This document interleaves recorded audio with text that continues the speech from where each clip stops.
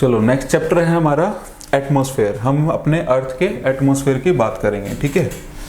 तो जब हम एटमॉस्फेयर की बात करते हैं तो यहाँ से ले लेते हैं। एटमॉस्फेयर की लेयर्स कितनी है एग्जाम में पूछा जाता है, ठीक है। तो सबसे पहले जैसे यहाँ पे हम ये पेड़ पौधे बनाए हैं ताकि आपको पता लग जाए कि ये फर्स्ट लेयर है, ठीक है। तो फर्स्ट लेयर का जो नाम है उसको हम क्या बोलते हैं, ट्रोपोस्फेयर। फर्स्ट लेयर का जो नाम है उसको क्या बोलते हैं, ट्रोपोस्फेयर। ट्रोपोस्फेयर फर्स्ट लेयर है। सेकंड लेयर का जो नाम है वो है स्ट्रेटोस्फेयर। स्ट्रेटोस्फेयर। एक बार ऊपर चैप्टर का नाम लिख लेते हैं हम। चैप्टर का नाम क्या है हमारा, यहाँ लिख लेते हैं इसको, एटमॉस्फेयर। हम अर्थ के एटमॉस्फेयर के बारे में बात कर रहे हैं। स्ट्रेटोस्फेयर। स्ट्रेटोस्फेयर के बाद है हमारी दूसरी लेयर मेसोस्फेयर।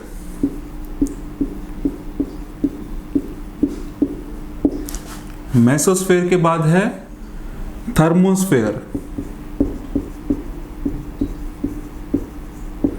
थर्मोस्फेयर के बाद है लास्ट एक्सोस्फेयर। थर्मोस्फेयर का एक और नाम है, इसको हम आयनोस्फेयर भी बोलते हैं। देखो ये तो होगी हमारी लेयर्स, ठीक है जी। हमारी अगर जमीन लेवल से अगर हम हाइट पे ऊपर जाते रहें तो कितनी लेयर्स आती हैं और उनके क्या क्या अलग अलग फीचर हैं, ठीक है। तो ये हमारी थी पहली, ये दूसरी, ये तीसरी, ये चौथी, ये पांचवी, ठीक है। तो टोटल हमारी एटमॉस्फेयर की कितनी लेयर है, टोटल है हमारी 5 लेयर, ठीक है। अब इस लेयर को समझने से पहले हमें एक चीज समझनी पड़ेगी, वो है कि कॉम्पोजिशन कैसा है हमारे एटमॉस्फेयर का, ठीक है। तो हमारे एटमॉस्फेयर की अगर हम कॉम्पोजिशन की बात करते हैं तो हम गैसेस की बात करते हैं। तो सबसे ज्यादा हमारे एटमॉस्फेयर में कौन सी गैस है, नाइट्रोजन जो है। सबसे ज्यादा हमारे कौन सी गैस है हमारे इसमें एटमॉस्फेयर में, नाइट्रोजन, जो कि आपकी 78% है। नाइट्रोजन कितने परसेंट है, 78%। दूसरे नंबर पे सबसे ज्यादा गैस कौन सी है, ऑक्सीजन। ऑक्सीजन की परसेंटेज कितनी है, 21% जो है हमारी, वो क्या है, ऑक्सीजन है। उसके बाद एरागोन। एरागोन जो गैस है वो 0.90% जो है वो आपकी एरागोन गैस है। बाकी जो अदर गैसेस बच गई जैसे कि CO2, मीथेन, ठीक है, ये जितनी भी गैसेस बची हैं वो 0.10% है हमारे एटमॉस्फेयर के अंदर, ठीक है। तो इस एटमॉस्फेयर के अंदर जो हमारी ये कितनी है टोटल, जैसे 4 गैसों का ये हमारा कॉम्पोजिशन है कि हमारे में सबसे ज्यादा नाइट्रोजन होती है, उसके बाद ऑक्सीजन, उसके बाद एरागोन और अदर जो है वो 0.10% रहती है। तो अब ट्रोपोस्फेयर क्या है, ट्रोपोस्फेयर है कि जितनी भी आप क्लाउड एक्टिविटी देखते हो, जैसे कि आप बाहर जाओगे आसमान में आपको बादल दिखाई देंगे, हम रेनफॉल देखते हैं, तूफान देखते हैं, तो ये सारी की सारी चीजें जो जितनी भी एक्टिविटी है वो सारी की सारी ट्रोपोस्फेयर में ही होती हैं, ठीक है।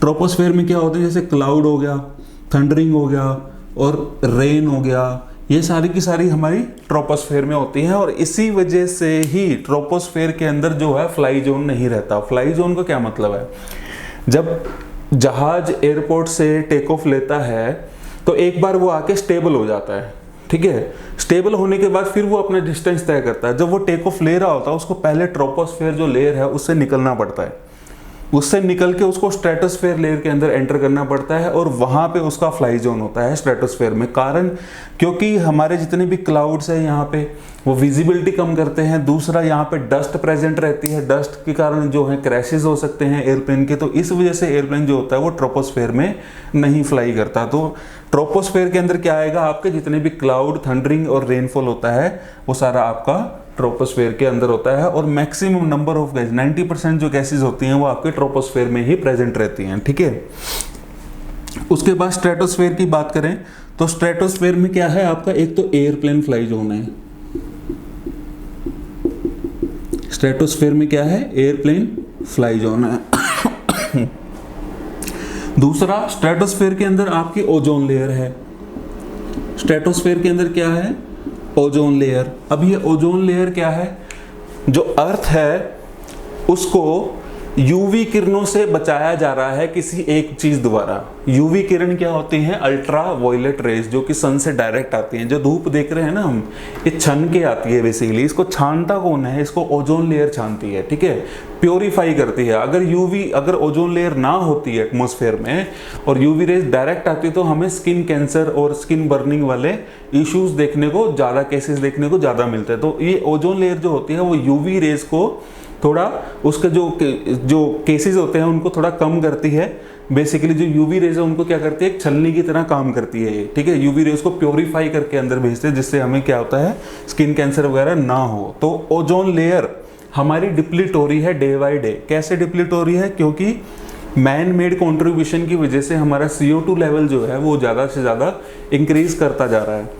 अब CO2 लेवल कैसे इंक्रीज करेगा? जैसे कि आपकी गाड़ियां चल रही हैं, वहाँ से धुआं निकल रहा है, वो CO2 प्रोड्यूस कर रहा है। बर्निंग हो रही है खेतों के अंदर, ठीक है, वो क्या है? CO2 प्रोड्यूस कर रहा है। फैक्ट्रीज चल रही हैं, CO2 प्रोड्यूस हो रहा है, ठीक है। रॉकेट जितने भी ऊपर जाते हैं, नीचे जो क्लाउड में धुआं छोड़ते हैं, वो सारा का सारा क्या है? CO2 प्रोड्यूस हो रहा है। तो अब CO2 की मैंने आपको सोलर सिस्टम में समझाया था, वो क्या करता है? वार्म करता है प्लेनेट को, क्योंकि एनर्जी को बाहर नहीं जाने देता, अंदर ही ट्रैप करके रखता है, ठीक है। तो इसकी वजह से क्या हो रहा है? ओजोन लेयर डिप्लीट हो रही है, ठीक है।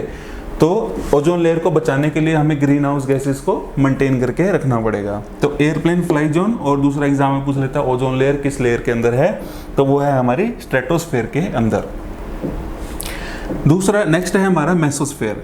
अब ये मेसोस्फेयर एक ऐसी जगह है कि जैसे रात के टाइम, जैसे जब एस्ट्रॉयड होते हैं, एस्ट्रॉयड का मतलब मैंने बताया जो 10 मीटर से ज़्यादा साइज होता है इनका, जब वो अर्थ में एंटर करते हैं तो वो गैसेस के साथ बेसिकली फ्रिक्शन बना के वो जल जाते हैं, ठीक है, और जल के हवा में ही ख़त्म हो जाते हैं। बट कईयों का साइज जो होता है वो बहुत बड़ा होता है, तो वो जल के अगर छोटा बच भी गया तो वो हमारे अर्थ पे गिरता है, जिसको हम मीटियोराइट बोलते हैं, ठीक है। बट जो आपके जितने भी एस्ट्रॉयड हैं, जब वो हवा के अंदर ही, आपके एटमॉस्फेयर के अंदर ही बर्न हो जाते हैं, तो वो किस लेयर में बर्न होते हैं? वो होते हैं मेसोस्फेयर में, ठीक है। तो आपके एस्ट्रॉयड बर्न जो होते हैं वो कहाँ पे होते हैं? मेसोस्फेयर में। और यहाँ पे आपको बहुत ही थिन क्लाउड देखने को मिलते हैं। क्या देखने को मिलते हैं? थिन क्लाउड, बहुत पतले पतले क्लाउड, रुई की तरह अलग अलग जगह पे गिरे हुए, वो है हमारी मेसोस्फेयर की लेयर। उसके बाद लेयर है हमारी थर्मोस्फेयर और आइनोस्फेयर। देखो जितनी भी हमारी GPS सैटेलाइट पोजीशंस होती हैं वो थर्मोस्फेयर लेयर के अंदर होती हैं।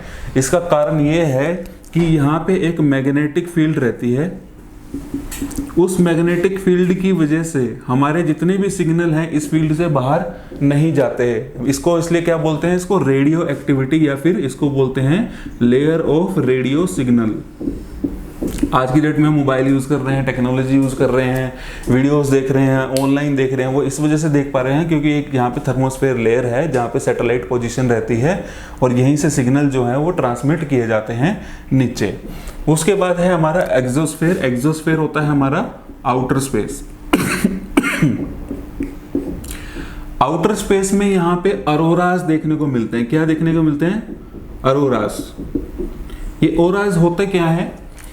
हमारा अर्थ के अंदर जो नॉर्थ पोल है और जो साउथ पोल है उस पे एक मैग्नेटिक फील्ड रहती है। वो मैग्नेटिक फील्ड सन के एनर्जी को डिफरेंट डिफरेंट कलर में दिखाती है। उसको हम क्या बोलते हैं? अरोरास बोलते हैं। और ये है हमारा एक्सोस्फेयर के अंदर लेयर।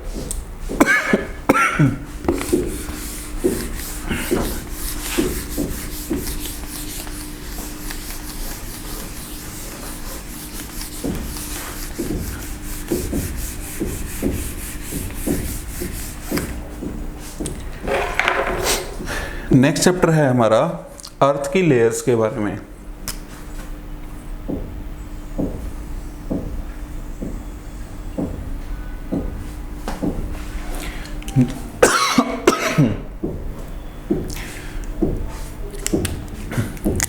चैप्टर का नाम रहेगा इंटरनल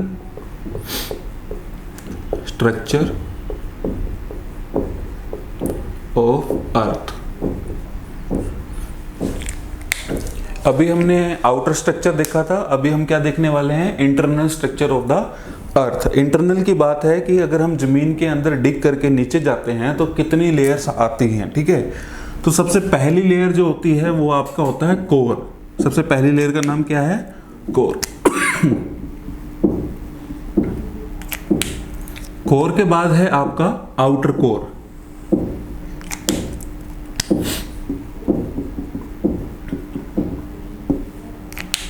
आउटर कोर के बाद एक लेयर का नाम है जिसका नाम है मेंटल। आउटर कोर के बाद लेयर का नाम क्या है? मेंटल।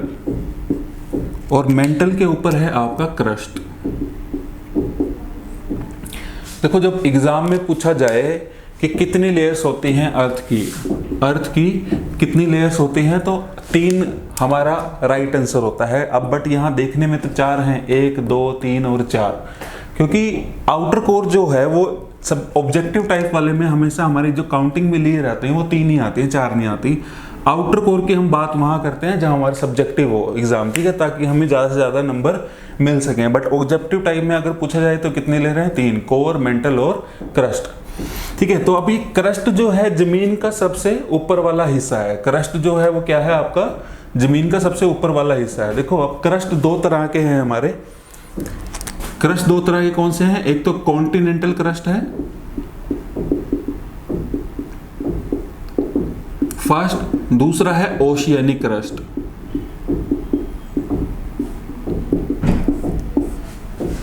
जिसपे हम रहते हैं लैंड के ऊपर, उस लैंड को बोलते हैं कॉन्टिनेंटल क्रस्ट। और जो समुद्र के अंदर की जमीन है, समुद्र के नीचे जो जमीन है उसको बोलते हैं ओशियानिक क्रस्ट। ठीक है, तो अगर कॉन्टिनेंटल क्रस्ट से अगर हम देखें कि क्रस्ट की कितनी गहराई तक क्रस्ट रहता है, तो यह है 32 किलोमीटर तक। अगर हम नीचे स्ट्रेट जाएं तो हमारा वहां तक क्रस्ट रहता है। और अगर ओशियानिक क्रस्ट से हम खड्डा खोद के अगर नीचे जाएं तो हमारा 8 किलोमीटर तक जो है वो क्या रहता है? क्रस्ट रहता है ओशियानिक का। ठीक है, तो अब क्रस्ट के अंदर 2 बातें और हैं, लिथोस्फेयर और अस्थिनोस्फेयर। एग्जाम में पूछा जाता है व्हाट इज क्रस्ट, तो एग्जाम में नीचे ऑप्शंस में दिए होते हैं lithosphere plus asthenosphere is equal to crust. ठीक है, तो ये वाली एक इक्वेशन है, इसको याद कर लो बाय हार्ट कि lithosphere plus asthenosphere is equal to crust. Lithosphere और अस्थिनोस्फेयर जो है वो हमारा क्या है? क्रस्ट है।